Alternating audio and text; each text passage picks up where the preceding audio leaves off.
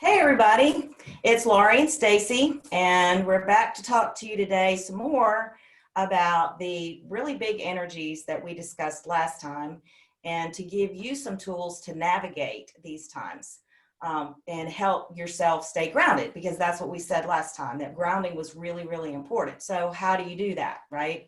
So that's what we're going to talk about today. And we're going to talk about using essential oils, plant medicine, and particularly tree medicine, which is very grounding. And so I'm going to let Stacy take it away. Thank you. So we both use a lot of essential oils in our life, and very quick overview for anybody who doesn't know what it is. An essential oil is an extract from a plant. So they can come from the roots, the stems, the leaves, the flowers, and in particular in the trees, they often are the resins from the bark itself. And when you think about grounding, going outside, putting your feet on the ground, you going to the beach, putting your feet in the sand, you can feel that energy. And so when you're working with plant medicine, when you're working with these extracts from plants, that energy is still there. So when things get really crazy, something as simple as taking an essential oil from a tree and putting it on the bottom of your feet can have a really balancing effect on your system. And one of the best tree oils for this is frankincense. And frankincense is probably one of the most well-known essential oils too, would you say, Lori?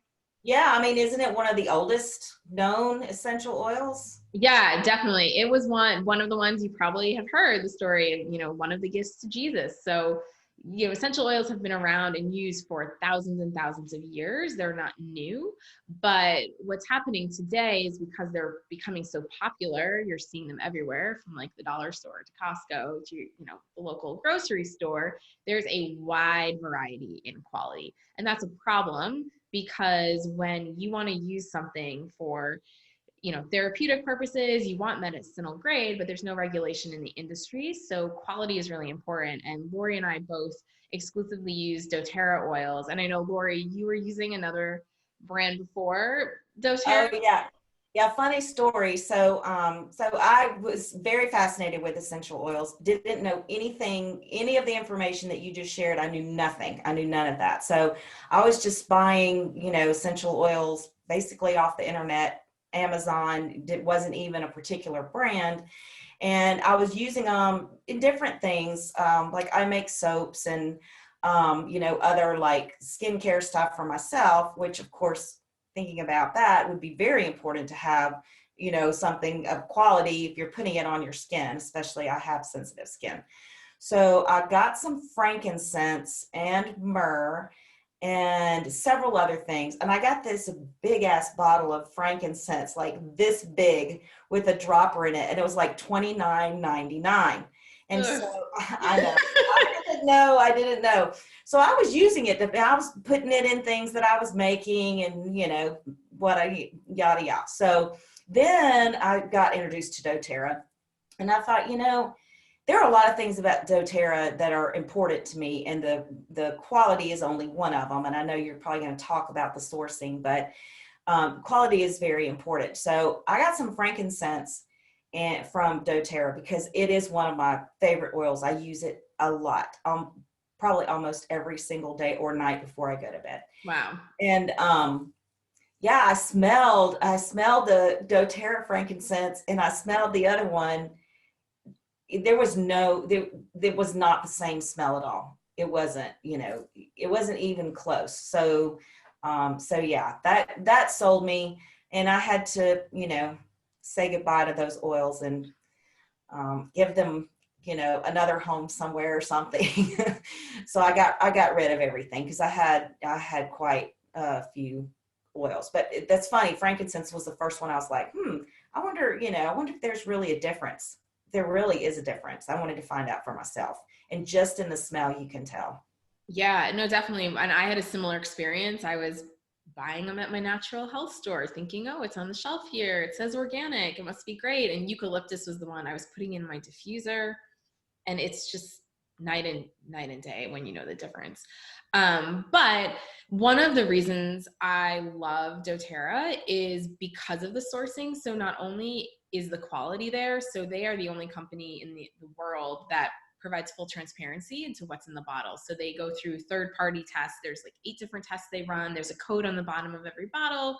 You can put it into a website and you can actually see what's in there, that it's 100% pure plant oil.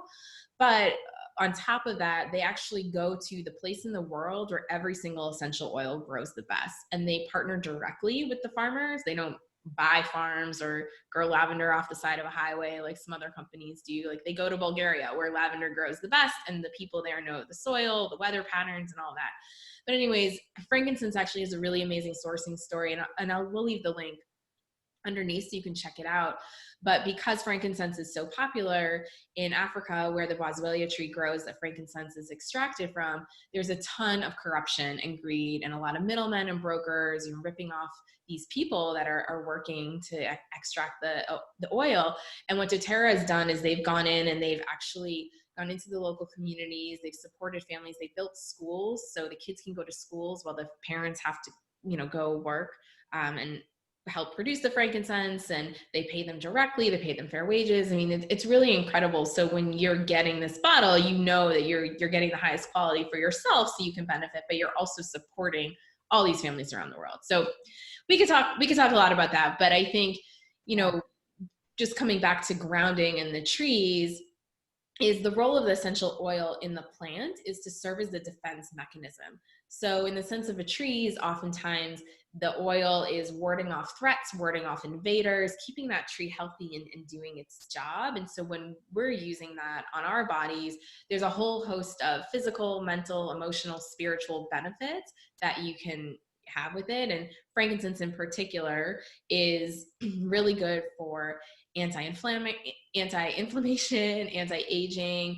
It's great to put on any skin issues. But for diffusing and for meditation in particular, I know, Lori, you work with this a lot. You can put it on places in the body. You can put it on your third eye chakra. You can, just put in your hands and inhale, stick it in the diffuser. And so there's a lot of different ways you can use the oil. Yeah. And for grounding, Lori, is there anything in particular that you wanted to mention? So what I like to do with a lot of my oils, some of them that doTERRA has, they come in a roller ball, so they're diluted with like organic coconut oil. Mm-hmm. And so, but it's still, they're still in there, and it still has the same properties, the medicine that you would have just in this bottle of just frankincense drops. But if I don't have a roller ball, I'll often make one, or just put some, in a dish with a little bit of coconut oil, and mm-hmm. just take a cotton ball and just rub the bottom of my feet. Mm-hmm. I like to do that. And as you said, it is good for skin issues. I put a drop in lotion, for my hands. I do that a lot because I do have sensitive skin, and my hands kind of get cracked and peel. Sometimes they have a reaction to something. I don't know what it is, but I do. And also you can do it for the lotion on your face. I mean, test it on your skin first, just to make sure you're not going to have a reaction, because everybody's bio-individual. They're different. Mm-hmm. Chemical makeup and all that kind of stuff. But yeah, I put almost every single night, I put some on the bottom of my feet, frankincense. And when I get up in the morning, I have a little ritual routine that I do, and I do meditation. I have my meditation room here, and I will use it, and I'll kind of put it on my third eye, just like with a drop of coconut oil and just a drop of that. So. Yes, I similarly, there's a blend that I like. It's called Balance. It's actually the grounding blend that doTERRA makes, and it has frankincense in it and a number of other tree oils, and that's part of my morning routine. I brush my teeth, I put Balance on my feet and actually the back of my neck so it can get up to my brainstem, and I find that it really keeps me kind of neutral as I go downstairs for breakfast with young children under the age of 5 before I have coffee. But one of the other things that I love doing with oils is, so I am really into acupoints. And so I love Chinese medicine. I love acupuncture. I love understanding the energy meridians. I hate needles. I've definitely gone to acupuncture before. But what's really cool is there's a whole body of work that teaches you how to work with different essential oils on different acupoints in the body with very light touch. So it's really cool because, again, anybody can do this and it's completely pain-free and safe. And with frankincense, there's a protocol. There's 2 acupoints that you can put it on.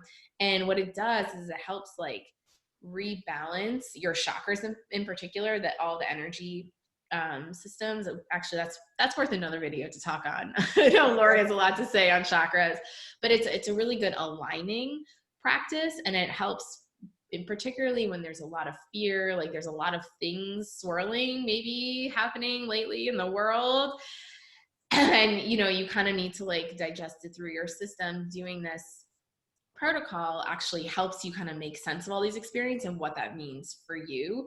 I'm going to look at my notes because the way it was explained to me was like very poetic. So what this does is it helps connect our past selves with our future selves, and then provides a container for integrating who we are, which is pretty powerful, all by doing these points. So actually, I have my bottle. We can do it here. And if you have frankincense, get some out. But how this acupoint protocol in general works, it's just light touch. So you put a little bit of the oil in your fingers. You can dilute it with fractionated coconut oil or another carrier oil if you have sensitive skin. So definitely do that.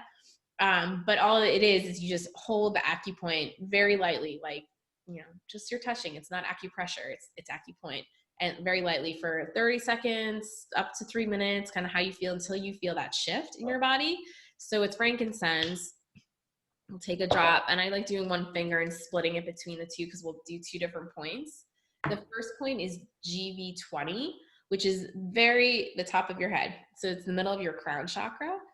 And then the other point is at the bottom of your sacrum. So all the way at the very bottom, as it was taught to me, slightly into the booty crack. It helps you find it. And that point is GV2. And again, they're like the top and the bottom of the same meridian. So you can kind of imagine the energy that's flowing up and down. What's happening is the energetics of the frankincense oil is interacting with that acupoint, and working their magic together is kind of the best way I can describe it.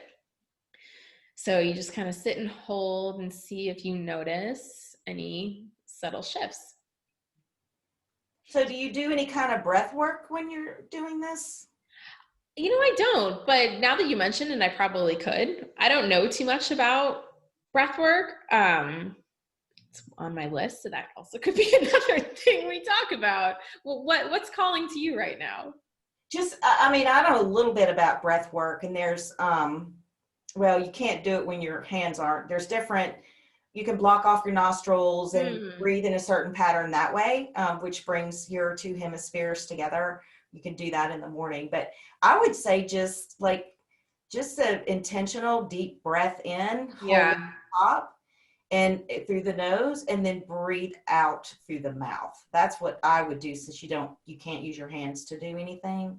Just, long deep breath through the nose, hold it at the top. And we don't always breathe right in the West. So when you when you breathe in, you want to have a Buddha belly. You want your belly to stick out. And it was taught to me that way. You need to have a Buddha belly, stick your belly out. So don't breathe in and suck your abdomen in, which is what a lot of people do. Breathe in and just expand all the way from your rib cage all the way down to your belly. And then, hold it at the top. I mean, if that's what I do that kind of breathing a lot of times in the morning with my meditation. And then, let it go. Just very softly let it go through the mouth. Yeah, that's actually a really good point. And we can probably move our hands now. Yeah. And then if you want to I like inhaling kind of the extra residue. Frankincense is not my favorite smelling oil, but the benefits are really powerful. But the breathing thing, now that you mentioned it, one of the first things I learned on my own healing journey years ago, the beginning was that I was a reverse breather. That's what this woman literally told me. She's like, no wonder you're constantly stressed and anxious. Like, you're not even getting proper oxygen flow. And that was such a huge light bulb moment. So I think what you said, as simple as it was, it's really profound. So notice that. And I notice myself too. I revert to that when I'm stressed or anxious, and I'm like, oh, wait, okay, breathe in, fully breathe in and exhale. And it's a practice. You definitely have to keep training yourself to do it. Yes, yes. And it's amazing what benefits just deep breathing, because I can't remember the exact statistic, but we normally like Westerners or Americans or whatever, when we breathe, we're really only expanding like 40% of our lungs or something like that. It's not a lot. So you think you want to get that oxygen, my nursing brain's turning on now, but you want to get that oxygen like all the way to the bottom of your lungs. And so if you unconsciously are not breathing that way, then it's probably going to be very helpful for you to, work that into your meditation, or consciously breathe for, a few minutes in the morning or a few minutes in the afternoon, or like I talked about, when you get in a stressful situation and the energy's, heavy, or you find yourself getting angry or whatever, you can really shift your energy just from breathing. It's amazing. Yeah. Yeah, definitely. All right, well, that's the action item from today's video. Go practice your breathing, practice your grounding, make sure to stay balanced as we navigate through this month that we have ahead of us. But yeah, let us know how it goes. We'd love to hear from you. And yeah, I think we will see you next time. Yep, I think it's a wrap. Well, thanks a lot, everybody. Thanks for listening. We'll see you next time.